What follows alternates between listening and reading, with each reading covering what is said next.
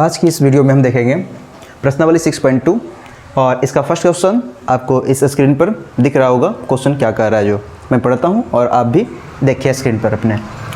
बोला जा रहा है कि आकृति, क्वेश्चन फर्स्ट है ये, आकृति 6.17 का क्वेश्चन फिगर नंबर फर्स्ट में और फिगर नंबर सेकंड में दोनों में ही DE पैरेलल टू BC है, DE समानांतर BC है। तो फर्स्ट में बोला जा रहा है कि AC और सेकंड में बोला जा रहा है AD ज्ञात कीजिए। चलिए अब फिगर अब देख लीजिए। आपका एक त्रिभुज ये हो गया ABC, फिगर नंबर फर्स्ट ये है और ये फर्स्ट फिगर हो गया। सेकंड फिगर आपका ये है और इस फिगर में भी आप देख रहे होंगे कि त्रिभुज ABC है और इस त्रिभुज में भी DE एक रेखा है जो BC के समानांतर है। आपको यहाँ पे लिखा हुआ है DE पैरेलल टू BC, दोनों में ही DE पैरेलल टू BC है, DE पैरेलल टू BC है। और इसमें दे रखा है AD का माप, DEB का माप, AE का माप और AC का निकालना है और इसमें भी दे रखा है 3 और 1 निकालना है AD। तो चलिए पहला फिगर को लेकर चलता हूँ मैं। तो फिगर नंबर फर्स्ट, ठीक है, फर्स्ट के लिए मैं बात कर रहा हूँ। लिख सकते हैं कि चूंकि दिया हुआ है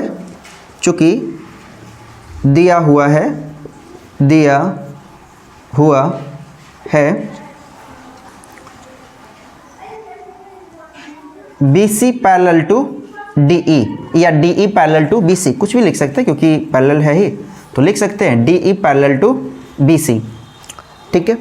और जैसे ही पैरेलल दिया हुआ है तो हम लोग जानते हैं थेल्स थ्योरम से, थेल्स प्रमेय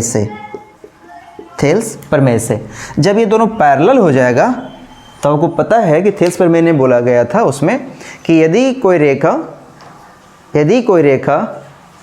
एक भुजा के समानांतर खींची जाए तो शेष दोनों भुजाओं को समान अनुपात में विभाजित करती है। तो ये इसके पैरेलल ये रेखा खींची गई है तो इसका शेष दो भुजा है वो समान अनुपात में विभाजित की गई होगी उसको। और यहाँ पे हो गया AD upon BD equals to AE upon CE, ठीक है। और यहाँ पे आपको सारा दिया हुआ है, हम इस पे रखेंगे।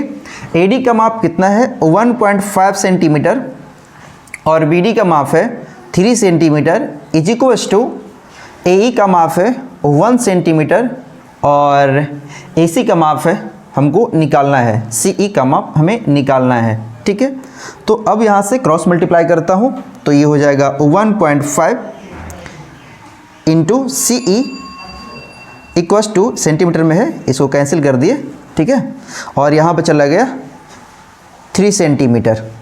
अब यहाँ से करेंगे तो CE बराबर हो जाएगा 3 सेंटीमीटर अपॉन 1.5, ठीक है। अब इसे कैंसिल करेंगे तो ये हो जाएगा 2, तो यहाँ पे आ गया, इसीलिए CE बराबर हो गया 2 सेंटीमीटर, ठीक है।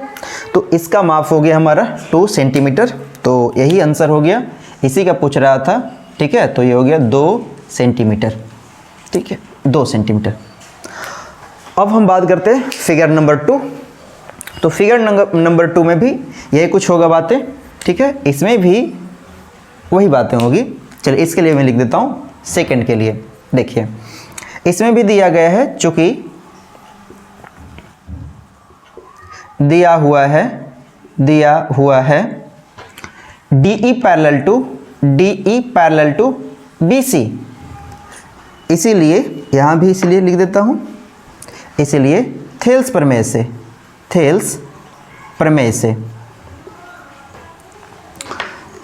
से हो जाएगा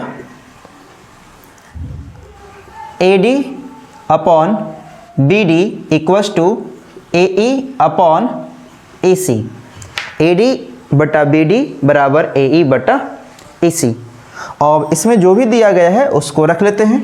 AD हमें नहीं दिया गया है, AD ज्ञात करना है। BD हमें दिया गया है 7.2 सेंटीमीटर है और AE हमें दिया गया है 1.8 सेंटीमीटर और EC हमें दिया गया है 5.4 सेंटीमीटर। सेंटीमीटर से सेंटीमीटर कैंसिल हो गया और हम इसे कर सकते हैं। देखिए AD ऐसे आप इसके से भी काट सकते हैं, 1.8 है तो पॉइंट से पॉइंट ये कैंसिल हो गया, 18 तिया 54, ठीक है। और यहाँ पे कितना हो जाएगा, क्रॉस मल्टीप्लाई कर लेता हूँ, तो नहीं तो फिर एडी बस छोड़ दीजिए, क्रॉस मल्टीप्लाई का झंझट कुछ नहीं।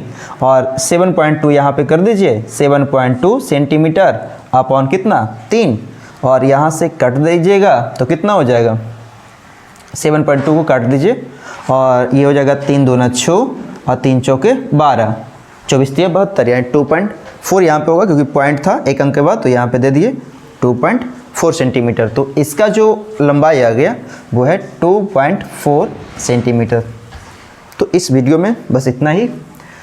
6.2 का क्वेश्चन 1 था और ये थेल्स प्रमेय पर आधारित प्रश्न था। थेल्स प्रमेय पर कोई भी प्रश्न होगा तो इस तरह का क्वेश्चन रहेगा जिसमें दिया हुआ रहेगा समानांतर और आपको एक साइड आपको निकालना रहेगा, यानी भुजा का पूरा लंबाई, त्रिभुज की भुजा का पूरा लंबाई या फिर कुछ भाग का लंबाई, जैसे कि ये पूरा ए बी भी निकालना रह सकता है या टुकड़ा निकालना रह सकता है, जैसे कि इसमें ए सी निकालना था। तो आज के लिए यहीं तक, और हमारे चैनल पर पहली बार आए हैं तो सब्सक्राइब कर लीजिए और लाइक भी कीजिए। Thank you.